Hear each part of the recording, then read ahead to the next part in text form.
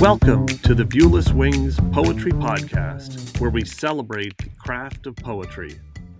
Each week, we feature interviews with incredible poets and artists, including Olivia Gatwood and A.E. Stallings, and original poetry read by the authors.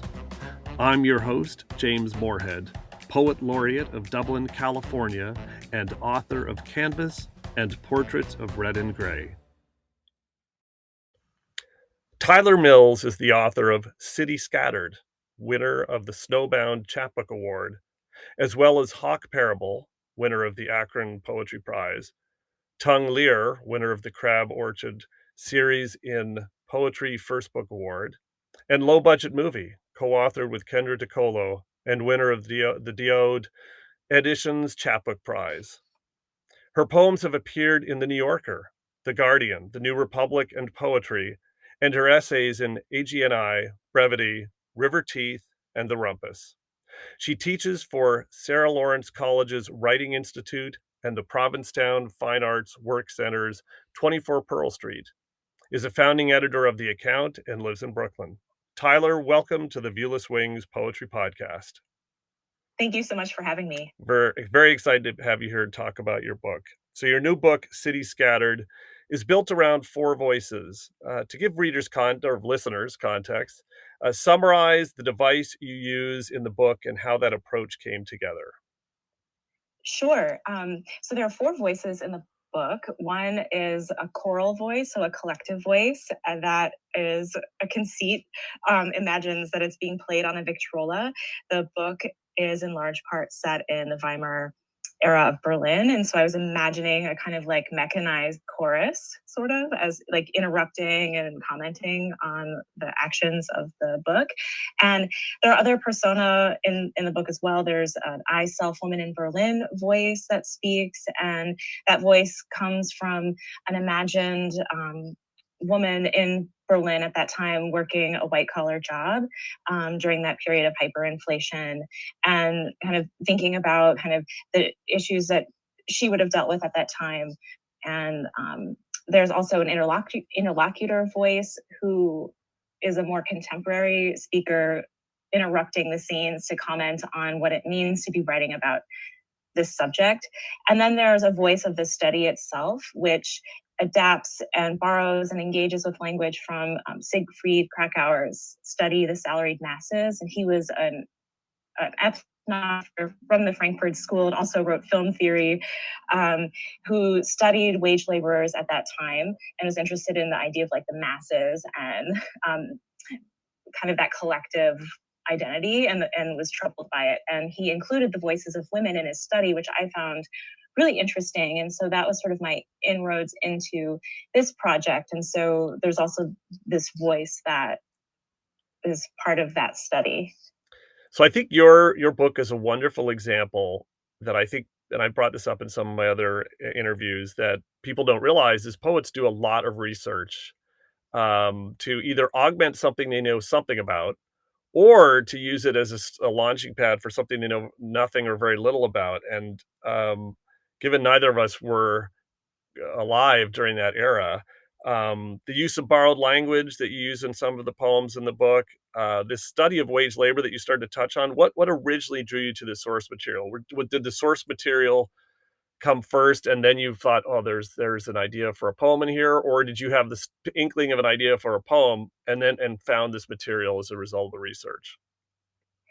I was always interested in that period of history and in art, and I ended up at the Neue Gallery in New York on a layover. I was living in New Mexico at the time and was coming back east to see family, and so I was drawn to this Berlin Metropolis exhibit because I wanted to see Hannah Hoch's collages. And then, of course, I was just enamored with everything else about the exhibit, the study of the city. I'd been to Berlin, and I ended up splurging on the exhibition catalog, which was extremely heavy and beautiful, and brought that on the plane, and was reading it closely, and then ended up discovering Siegfried Krakauer's text there, and then became interested in it, and then ordered the study itself and then ended up reading it. And then I found myself wanting to write poems from the study. Um, and at first, the project was not working at all. It was Mhm. really, in my eyes, a failure, and I just wouldn't let it go. The poems I first wrote were very static, kind of dead, too married to the text, not really filled with the life of the lyric voice that I Mhm. think a book really needs to breathe and live. And I wasn't allowing enough of my imagination into the project. So I needed to have a reckoning with myself about that. And I set it aside for a while, then came back to it, set it aside, came back to it, and then kind of breathed more life into the book that way. So it came from a personal exploration and interest, and then that had its own sort of journey as well. I think it's so Um, wonderful you talk about how it wasn't working at all and you had to step away from it and come back, and I certainly encourage listeners that are struggling with an idea to that time and space can recharge an idea. If you really believe in the core idea, you just have to give it time to emerge in its form. I definitely had that, with a poem that was set to music last year where wow. it was very structured and rhymed, and it just was fighting the material, and then I set it aside for months, came back, and it just came to life. So, yeah, it's amazing what happens in the back of your mind, so it's, great to hear you say that. So your poetry employs empty space very effectively. So, of course, you're listening to this, people are listening to this, you'll have to go buy the book to see it. I certainly encourage you to do so. In my poetry, I love playing with how words appear on the page as much as how they sound. What is your approach to visualizing your poetry? That's a really good question. For this book, I ended up in the I Self Woman in Berlin voice, double spacing the poems to allow more of that white space or pausing or breath into the work. And that's not really something that I do across the other books that I've written. So it was a rather new technique for me. And I felt that I needed that for this project to really invite me to focus on animating the voice because I was Mhm. also imagining it sort of like a performance. I mean, I call the book a cabaret for voices. I mean, it's not like it could not be performed like if like people wanted to stage it or something. Like it's not a functioning cabaret, but it takes its conceit from that idea. And so I wanted to almost like imagine um, the voice being able to speak it and energize it and enliven it in the way that um, poems and personae can interact. Cool. So when constructing your poems, where do you tend to begin with an idea or a phrase or an image? For example, the phrase, "The world is not as it is, but as it appears, the splendid view of the city by night, star spangled like denial." And that's from your poem, The Study, The Delicate Language of Signs.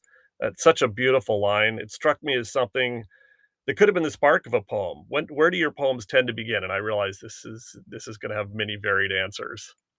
Yes, it does. I mean, when I'm thinking about poems and relationships with texts, I often will find myself snagging on a phrase from the text that I just can't let go of. And I believe that there was a phrase in there. I mean, it's been a long time since I started that poem, so I can't exactly remember the particular words. But sometimes it's a phrase where I'm like, "Oh, this is so odd," or like weirdly enchanting, or if I like lifted this away, I feel like it invites me to play with it and say something new with it, and also like reflect even more deeply on the text from an artistic standpoint.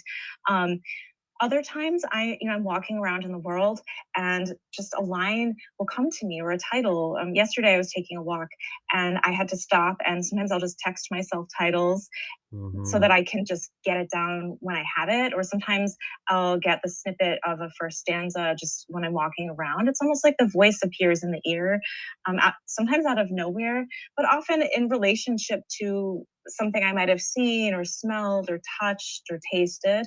Um, so I think it's about being in the world and being open to artistic possibilities. And I really try to catch those glimpses of things when they emerge. And I think that writing poems is a mysterious process. I know that this book is by and large, I guess, a project book. I put it in quotes. I know so many people like to argue about what project books are and if they're good and if they're bad. And I mean, I don't know. I don't know.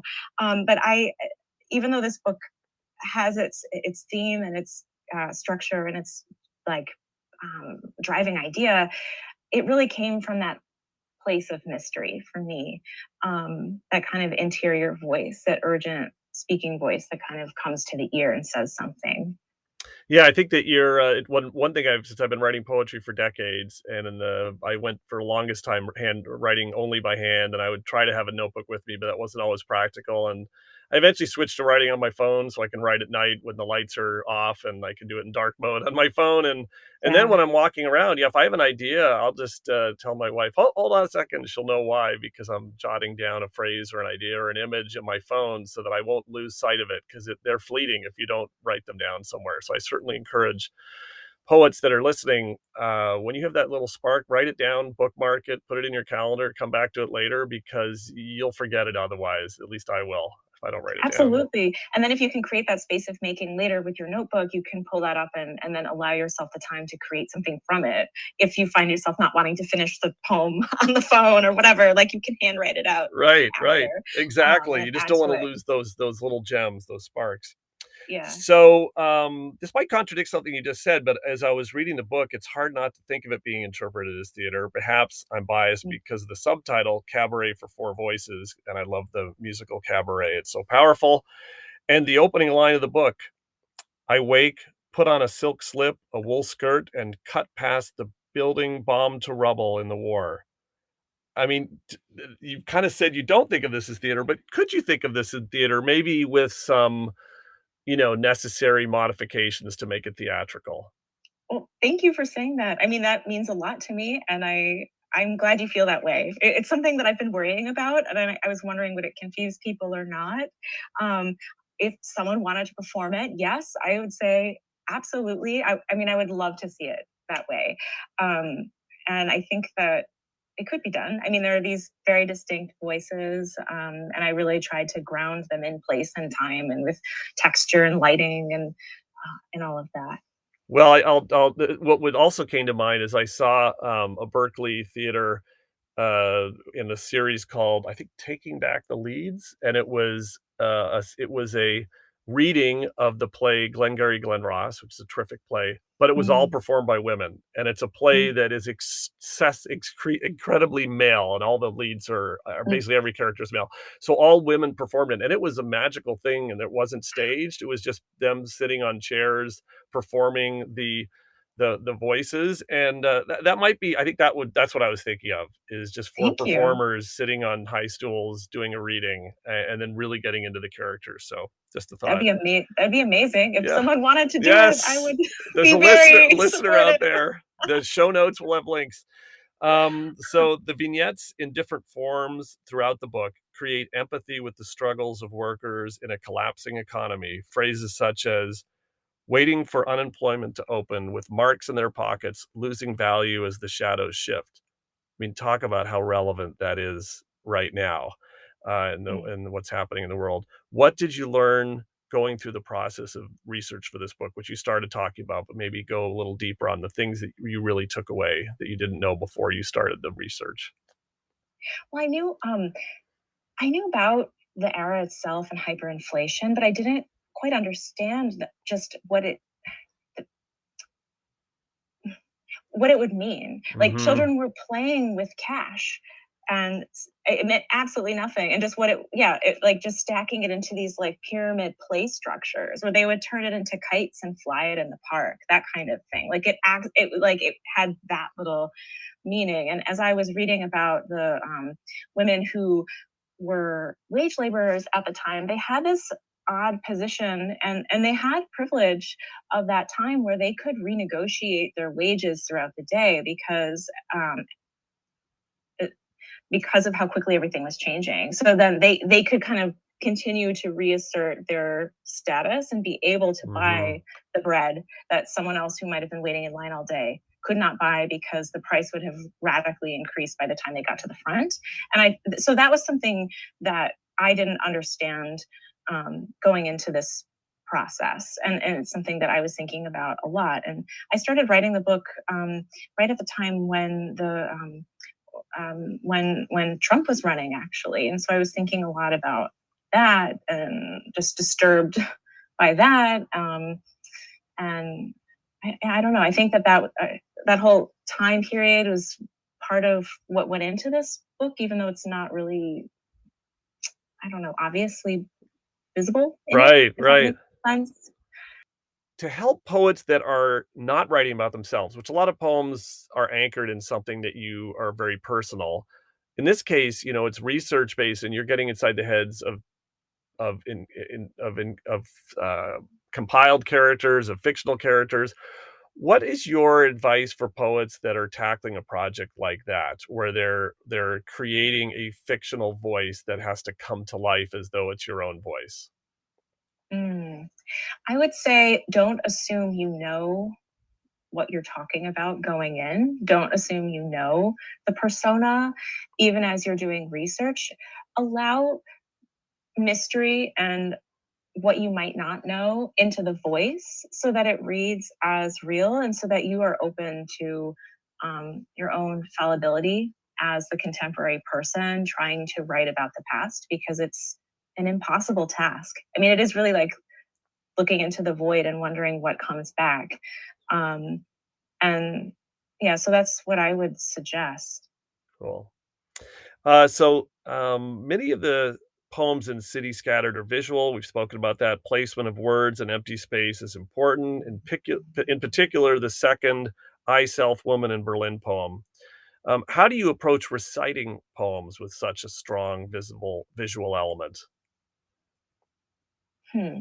I I try to invite the poem to live in the voice, and I believe that the poem has two lives, and one is in the printed Mm. page, and then one is in the voice. And I think back to how poetry is one of the oldest forms of human communication, along with music, well, and the visual arts. But these things are go all in hand, and that the printed page it's its own thing. But when I'm reading the poem, I want the voice to be alive. And so I think about that and I try to invite the listener to perceive perhaps some of the gaps that might exist on the page, but I don't try to force it in a way that would make it not feel like a lived and breathing being. Yeah, I think you definitely you have to view the recited poem and the written poem as separate entities based on the same words. Olivia Gatwood, in the interview with her, she's a wonderful performance poet and written poet, and yeah, they're two different things, and you have to be intentional. So I think that's great. It's gonna be I'm excited to hear you read your poems in a little bit that I've read on the page but haven't heard in your voice. A tricky challenge in poetry is tackling a subject where you have a point of view without that statement or belief or opinion making the poem too concrete. You very effectively combine concrete images and examples from the time period while leaving each poem open to multiple interpretations. How did you approach editing this book to achieve that balance? That was a struggle. And I wanted to make sure that the goals of the book were clear without being overstated.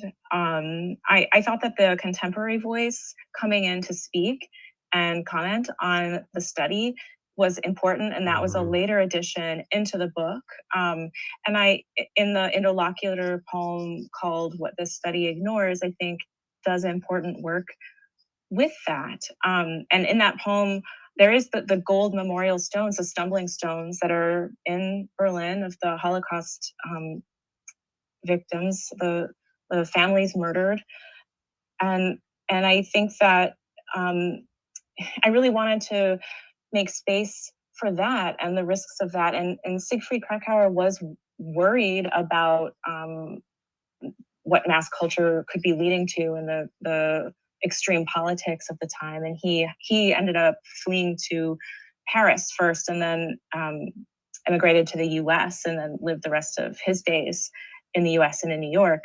Um, to escape the Nazis because he was Jewish. My spouse is Jewish and my daughter is half Jewish. And so I was thinking a lot about this when I was writing the book and what's at stake in this project. Mhm. So I wanted to allow that into that space. Yeah, I think that was a Um, very clever device that meant you could be very lyrical in much of the book and yet have this more concrete elements come in without it being jarring. So I thought that was a clever device and something I'm gonna keep in the back of my mind for when I have a similar situation. Um, Thank you. so I've asked several guests on this podcast how they decide on the order of your poems. Well, in most cases, poetry books are truly collections. They are a series of disconnected things written over a period of time, and then you have to figure out how the heck to make them have some order where they weren't written with that order as in mind. This is a little different though, as you mentioned, whether it's a project book or something where this is a not as much of a collection as it's a book written in poetic form. But still, I'm Mhm. sure there were thoughts about, what the order was, what gaps you had to fill. You mentioned the interlocutor coming in late. Like, what's your process to doing that, of getting the book into its final ordered, edited form? Yes, I mean, that is a question. I'm remembering back, and I think I have this very short poem in here where a woman was interviewed about. Oh, it's very short. The Mhm. study, Wealth Doesn't Attract Me. I asked her to tell me something about her life on a train to the suburbs, but you can already find all that in novels. She said, originally, I had that poem as the very first poem in the book. Um, and it took me a while to realize that it just wasn't working like that. And I felt that I needed something to set the stage and place us more clearly in Mhm. time. Um, and in the persona voice, the I Self Woman in Berlin voice, which was my like imagined persona. I thought that starting with that voice would start the book more strongly. So I scattered the pages all over the floor and did that thing where you Yeah. try out different poems next to one another. And I think there's a bit of mystery there. And I think, trying to find motifs that speak to one another, but to make sure that your poems don't become too static if you have poems that are too similar grouped together. I think constantly leading the reader, but also surprising them is something that I try to think about when I'm arranging any of the books that I've written. It's interesting. That's exactly what I did with my first book. It's what every person I've interviewed, I ask this question that does the same thing. They print it out, put it on their family room floor, and just have to have it manipulated in space, and you just cannot do that on a computer. You Mm-mm. need to be able to see it spread out and group them, and I encourage anyone who's struggling with ordering the book, print it out and put it out on the floor or put it up on a wall or whatever you want, but you've gotta see it in physical space. Great. Well, Absolutely. now I'm excited to turn the mic over to you to read a couple of selections from City Scattered. Interlocutor. What the study ignores. The study ignores coal staining the sheets like ink as they hang out the window, twisting in the wind down the brick wall. Bitters swirl into a goblet in the club where office workers dance after filing paper all day while their personalities waited outside like bicycles. This study ignores the bubble that formed around them all, like the shell of a golden egg. And how can one do an ethnography when the word wraps like string around the tissue of the intestine and the guts of the country?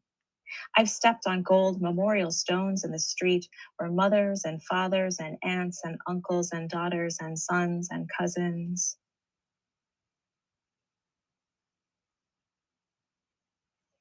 I, Self, Woman in Berlin, 1930. If you ask me later if I knew, the city scattered its sequins like starlight over the floors of the clubs, if the city swallowed death like the crescent of a melon, if the city coughed out coal powder in the swirling eddies of the sky, the sunset like ostrich feathers framing the face of a movie star, I would say no, no. But if you ask me if I negotiated my wages so my fingertips would not touch the trolley floor, when I dropped my glove and saw the stretched tongues of the shoes chewed and stained and gapped at the heel. So I could not buy a hot cross bun at lunch, though the marks shot up, though the crust shone like a new coin and could not be touched by the woman with my face who waited until the line brought her to the front, and the dough smelled like salt water and milk, and her hands warmed the paper, worth the same as the dream, she whispered into the hair of her daughter as she woke her, and the lapis lazuli light, the night pulled into the room. What would you want me to say? I starched my blouse and practiced the answers to all the questions and ribboned my curls, and yes, I bought the knot of bread. Her eyes tracked the curve of the curb where pigeons gathered, and I broke off pieces at my desk while the sky swallowed everything whole. Wonderful. It's so wonderful to hear how you interpret the poems when you recite them. The plight of the workers you profile, in particular, the lead women in Berlin, resonates today, nearly 100 years later with the Great Resignation and the News Daily and income inequality. When writing these poems, did you consciously combine the present with the historic? I was thinking a lot about the conversation between the present and the historic, but there wasn't any way I could possibly foresee that we would be in our present time when this book would be published, that it would land now during the Great Resignation and our period of inflation and war. Um, so no, so yes and no would be Yeah. my answer.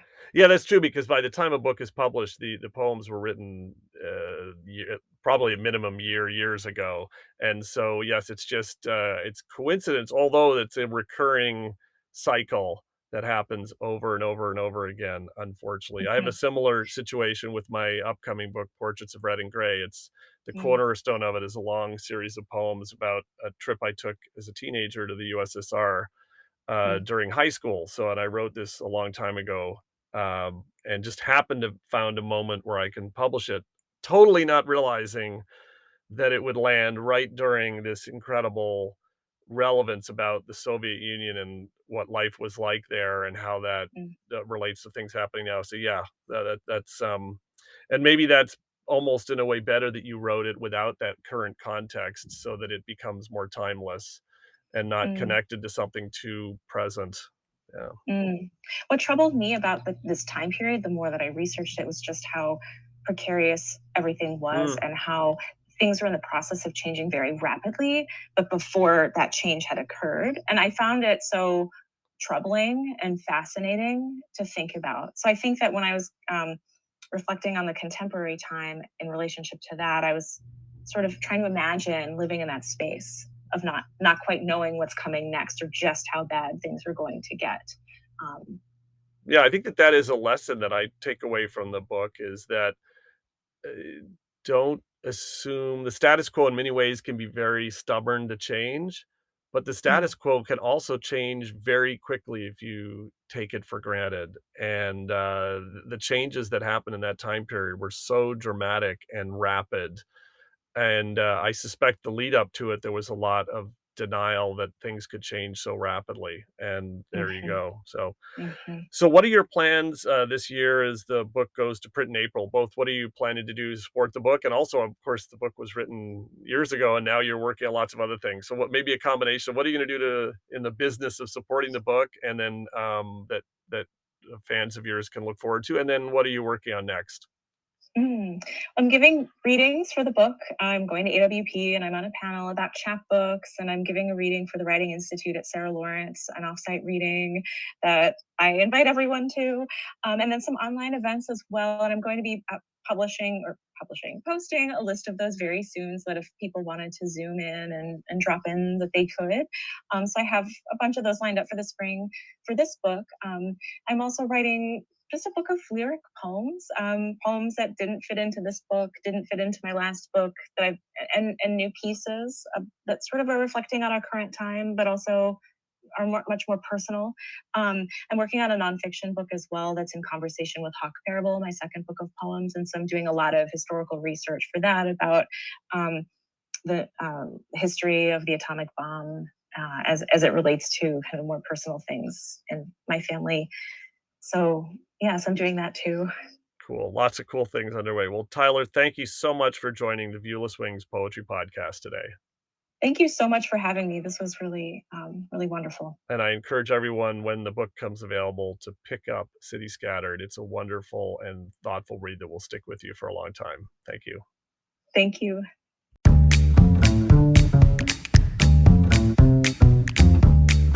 The Viewless Wings Poetry Podcast is written and produced by James Moorhead.